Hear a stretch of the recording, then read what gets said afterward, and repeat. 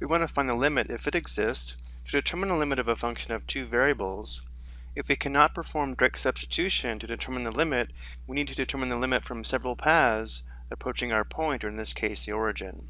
Some of the most common paths that would approach the origin are pictured here on the right, along the x-axis or y equals 0, along the y-axis or x equals 0, as well as the lines y equals x and y equals negative x, as well as the parabolas y equals x squared and y equals negative x squared. Notice all these paths approach the origin, and therefore we can use them to determine if this limit exists and hopefully determine what the limit is. So we already noticed we cannot perform direct substitution because if we did, we'd have the indeterminate form of 0 divided by 0.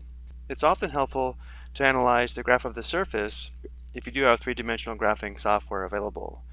I provided the graph of our function here. So looking at our surface, notice how this would be the point on the surface corresponding to the point 0, 0. And it does appear if we approach this point from any path, we would obtain the same function value. But again, we do want to verify that by considering several paths. Probably the two most common paths to use that approach the origin would be the x-axis or y equals 0, as well as the y-axis or x equals 0. Let's consider these two paths first. So for the path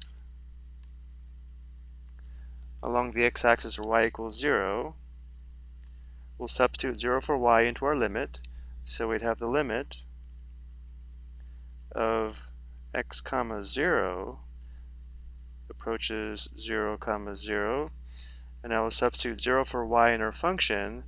So we'd have x squared times 0 divided by x squared plus 5 times 0 squared.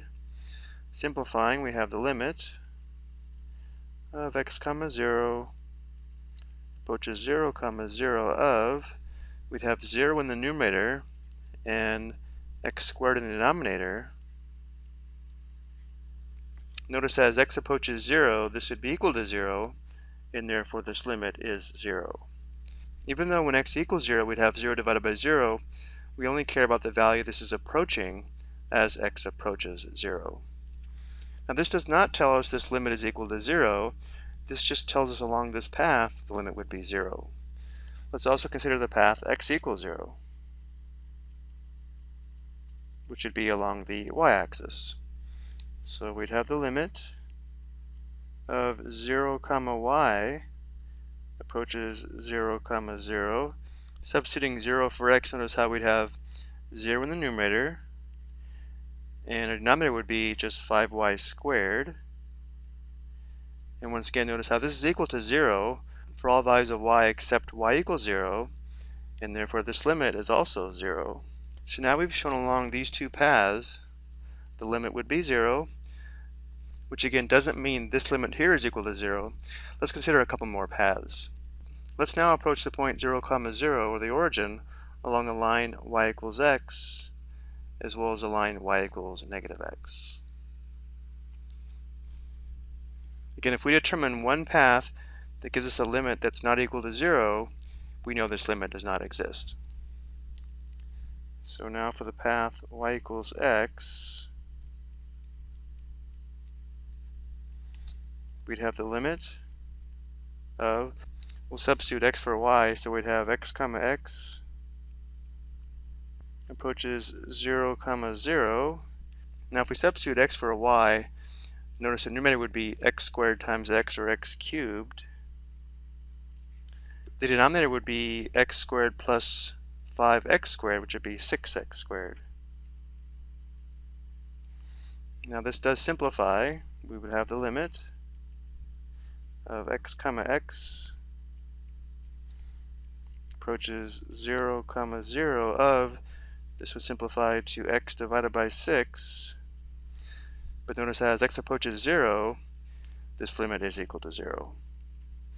So now we've shown from three different paths as we approach 0 comma 0, the limit is still 0. So it is looking pretty good that this limit will exist. Let's go ahead and try the path y equals negative x as well. So we'll substitute negative x for y, so we have the limit as x comma negative x approaches 0, comma 0 of, again we're substituting negative x for y, so in the numerator we'd have x squared times negative x divided by x squared plus 5 times negative x squared. So simplifying, we'd have negative x cubed divided by, this would be 6x squared. Again, this simplifies. We have the limit of x comma negative x approaches 0 comma 0 of, this would simplify to negative x divided by 6, which once again does give us a limit of 0. Now I've considered 4 paths approaching the point 0 comma 0, and notice from each path the limit was equal to 0. So at this point I think it's safe to conclude, based upon our paths and by analyzing our surface shown here, that the original limit is equal to 0. However, more formally, to verify this limit is equal to 0, we would have to apply the formal definition of a limit of a function of two variables. I hope you found this helpful.